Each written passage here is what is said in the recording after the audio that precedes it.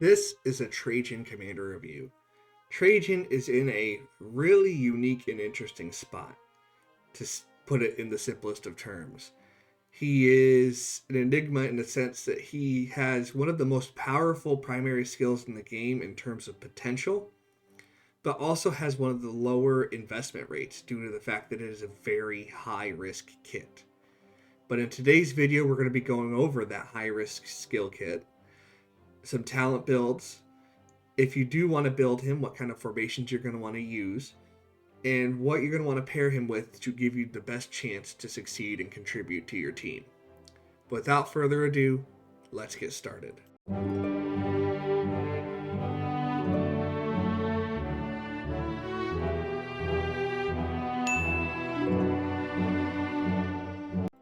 First, let's go over some skills.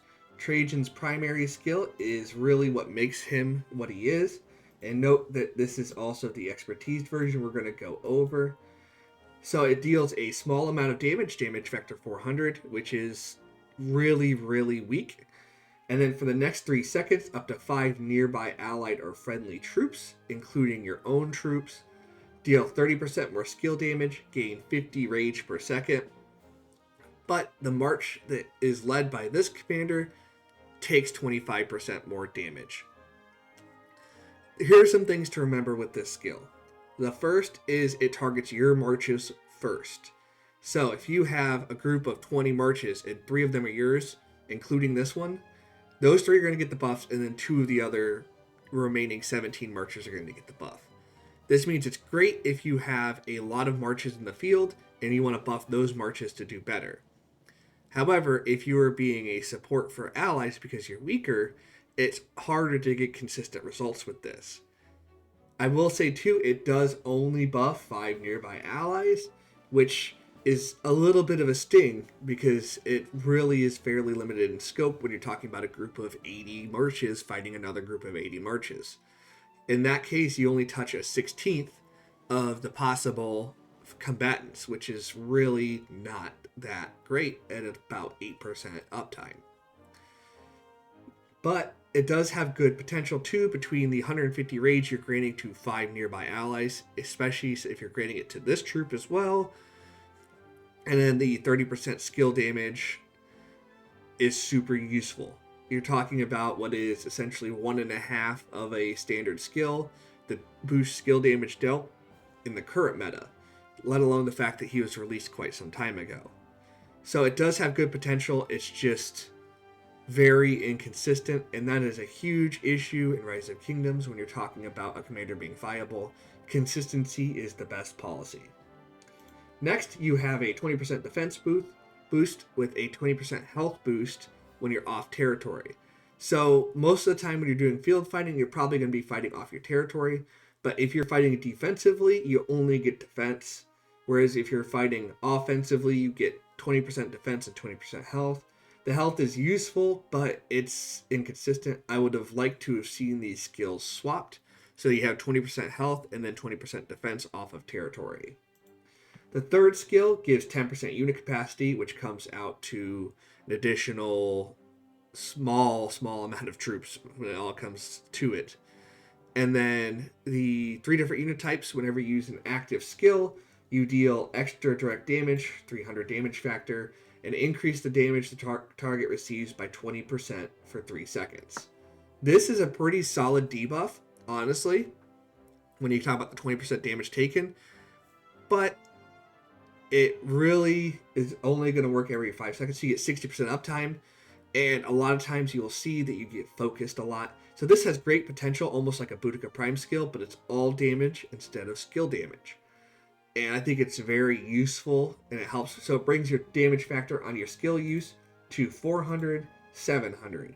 It's still not nearly as much as even a gold key commander on release, which is a huge concern of mine. But the damage the target receives by 20% is significant if you're trying to focus down a specific enemy. It is used very often for swarming garrisons and swarming rallies for that reason, because then you can ensure that specific target receives the debuff. The fourth skill is a 6% defense whenever you launch a basic attack. and then you can stack it up to 10 times, meaning you can stack up to 60% defense. This is really, really good if you can keep yourself alive long enough to do this. You'll find that you're a lot tankier. That being said, a disturbing lack of mobility means you are going to get focused very often, and even this defense is not going to save you if you're caught out of position.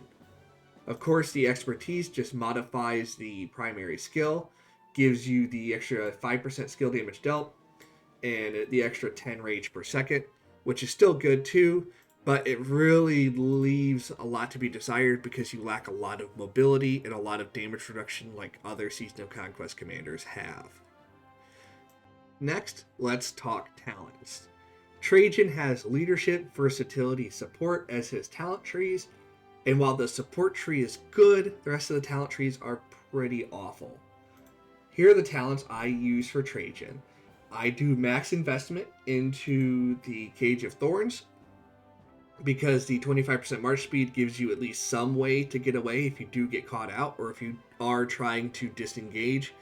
You can use a skill and maybe get a little bit of separation, but even then, it leaves you extremely vulnerable. Other notes are Rejuvenate is super good, Emergency Protection is nice. I went up to Strategic Prowess, which is basically 20% defense for 2 seconds after using a skill, which again helps keep him alive, but it's not going to do a lot for you if you're caught behind enemy lines. You have 3% more damage here, 3% less damage taken here, a 6 rage per attack here, and then the healing doesn't do anything for Trajan, but you have to use it to get up to the Strategic Prowess. Of course, you get some extra unit capacity here in fresh recruits, but unit capacity doesn't do nearly as much for you as you might think, because even with the 10% in this talent, you're looking at a unit capacity of 236, instead of the standard that we get is about 210. So you're gaining additional 26,000, but a lot of times that just means you're going to get 26,000 more troops that are going to get attacked and wounded if you do get focused down. So the extra units don't do a lot to help him in that regard. However, there aren't a lot of other valuable talents. If you did have a troop that has healing, you can use counterattack, but it doesn't do nearly as much for you. You probably want to avoid using siege altogether because you're already slow enough without siege in your marches. And then at 50%, less than 50% units remaining, gaining 12% attack at max rank is just not going to do a lot for you because you're not survivable. So really, this kind of shows just how bad Trajan's survivability is, and that is really the main drawback of using him is survivability. Now let's talk formations. Trajan is one of the few commanders that can really use echelon formation. Echelon formation, of course, gives 1.2 times your buff multiplier, so your 30% skill damage boost gets multiplied by 1.2. And of course, it doesn't become 6 because Echelon actually caps it at 5. But that means instead of buffing your allies for 30% skill damage, you're buffing them for 35, which doesn't sound like a lot, but it can make the difference for your allies because you're basically handing them a free wedge formation buff, which is super useful. And it helps your allies just do more damage. And really, as weak as your marches are with this, the more you can increase your survivability, the better. And the best way to increase your survivability is to help your allies deal enough damage to save you. So overall, it's probably one of the better uses of Echelon formation, and it's not bad by any means. There's not a lot to increase the survivability in Echelon formation, so if you can use your armaments and your equipment to help augment that, you want to stack as much health as you can get, as much damage reduction as you can get, because otherwise it really puts you at a decided disadvantage and makes you extremely vulnerable. So the more damage reduction and health you can stack on your armaments, and the more health you can stack on your formations, the better you'll perform with Trajan overall. So who should you pair Trajan with?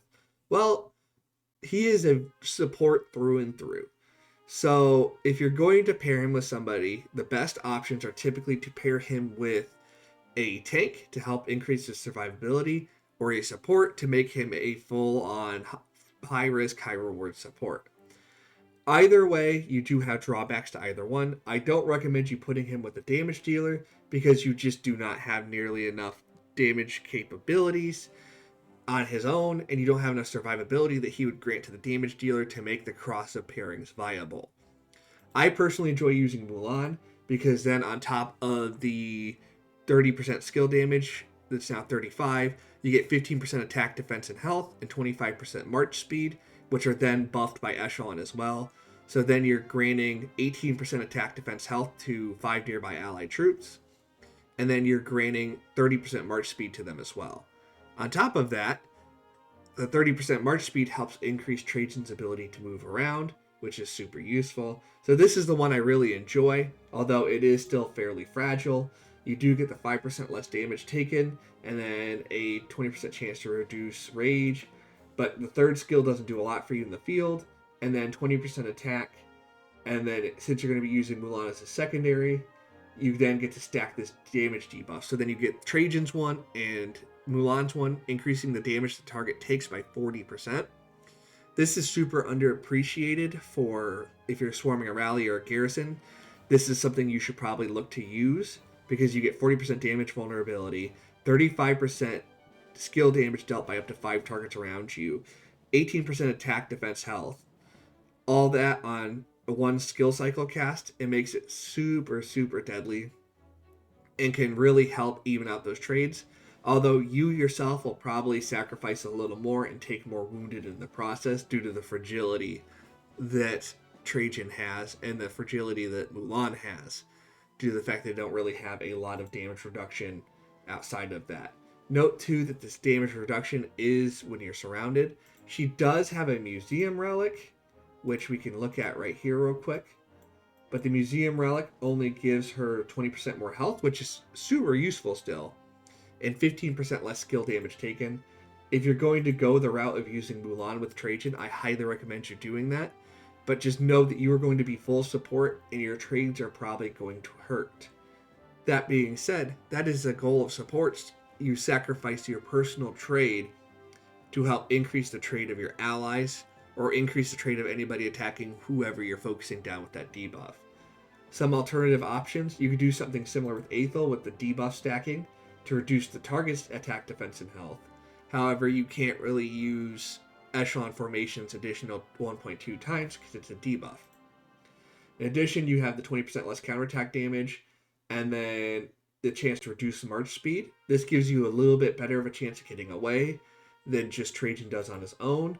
That being said, you also lose a barbarian skill, and then you get rally capacity, which does not help you, and 20% attack, which does not help you still as well. And then you get 20% more damage to troops that have been slowed, but damage factor is not really what Trajan's specialty is, so it doesn't help him a lot. Alexander's another option with the shield, and then you get a shield to nearby allies, and then 3 nearby enemy troops take 30% more damage on top of Trajan's skill, giving 20% more damage to his specific target. This is a good option too. The troops on the map is not infantry specific, so you can use it with Trajan. And then the infantry units gain 30% march speed and attack. You get the attack from whatever infantry you use, but you don't get it for the cav and archers you have in Trajan's march because you need 3 different unit types. And then this is also non-unit type specific. So 3 of the 4 skills are non-unit type specific, which makes Alexander also a good option. But those are the main 3 you're going to see are Mulan, Aethel, and Alexander. My personal preference is Mulan, but I also conceded myself in that to the point that I'm not going to get good trades, whereas you'll likely get better trades with Alexander and Aethel, and you'll get better support for your allies with Mulan. Now, where does Trajan fit in the meta? Not well, to be honest with you. Trajan has good potential, but because of the potential game-breaking ability his primary skill has, most of his passive skills are dialed back and fairly weak, and because of that, he does tend to suffer a lot. That being said, he's still a staple for players who field a lot of field marches, who fight independently and want to buff their allies when they need to, but primarily themselves. He also has a staple among dedicated support players because he does have one of the best support buffs in the game. And if you're willing to sacrifice the trades being a little weaker and pay a little bit higher of a hospital bill, it'll help your allies with the push. He also has a niche among people who do the swarms for passes because the debuff is super useful for that, as well as the fact that his debuff is used to swarm rallies and garrisons alongside whatever march happens to be fighting it to help augment those marches, because then that is where optimization is a huge thing, and you can sacrifice the trade of Trajan to increase the trades of other commanders. And that's pretty much where you're going to see him primarily used, to self-sacrifice his abilities to buff others. So in the cases that you're wanting to do that, that is where you're going to find Trajan used. I don't recommend him for everyone because not everybody is going to be willing to take those sacrifices, because it does sting a lot and you need him to be maxed to get the maximum survivability and support. But even if you run him and you want to help your allies, it is an option that you could consider. I just highly recommend you take a look at other trades with Trajan before you fully commit to building him, because he's definitely not a commander that is for everyone. But with that, we'll conclude our discussion on Trajan. Trajan's definitely an interesting commander that I enjoy as a support player and as a garrison player, and I can understand why other players would not. And he's definitely divisive in that regard. And while he might be right for some players, he's definitely not right for every player. But let me know in the comments, are you planning on building Trajan? Do you think he's a worthwhile investment? Would you like me to cover another commander or another topic? Let me know down in the comments as well, because oftentimes those comments become future video topics. But as always, good luck, fight well, and I will see you on the battlefield.